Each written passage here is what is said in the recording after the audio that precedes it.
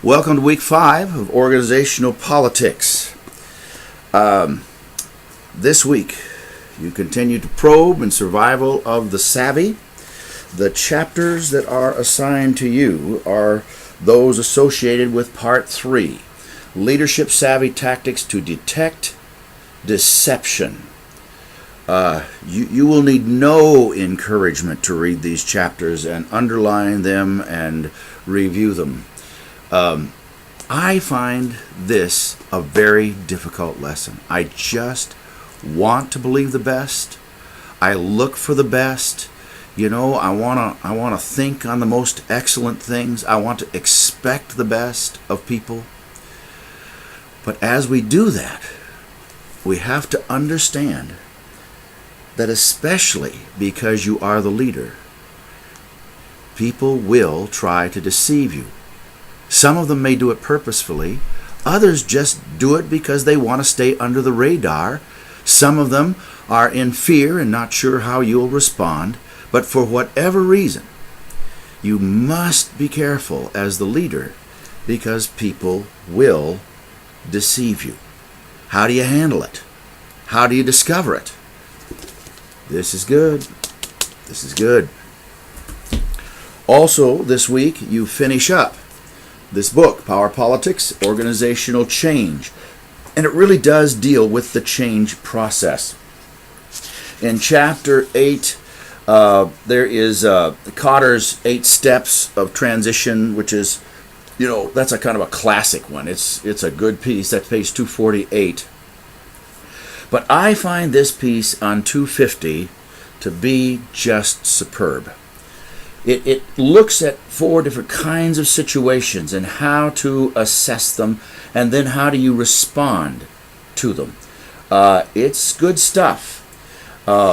We'd like to think that everything comes out in the right quadrant and we can just all do that, but it doesn't work that way.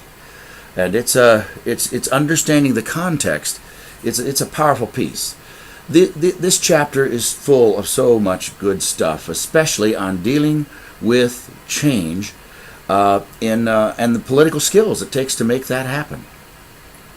And then in the final chapter of this book, Chapter 9, Political Expertise, Why You Need It and How to Develop It, and it will give you some great personal pieces, choices to make, things that you can do to continue to develop your street smarts and your political savvy.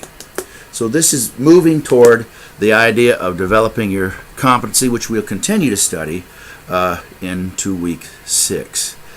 But for week 5, finishing up the power, politics, and organizational change, continuing on with savvy, and then my lecture that I have for you.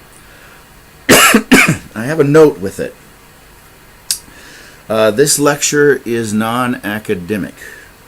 Instead, it's personal and practical. Consider it a case study.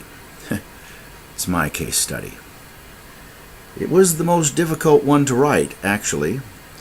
Much easier to just spill out ideas. But I share with you some things that I have learned across the years about myself, about leadership, some things that are the most important to me, and how do you maintain strength in your inner life and in your character. How do you deal with the pieces and the values that you need? And well, it's personal, but I think you'll find it to be very helpful. And the assignment that goes with it at the end is also a personal assignment. I'm asking you to list 10 lessons that life has taught you, particularly your life in leadership. We're going back to where we started, remember?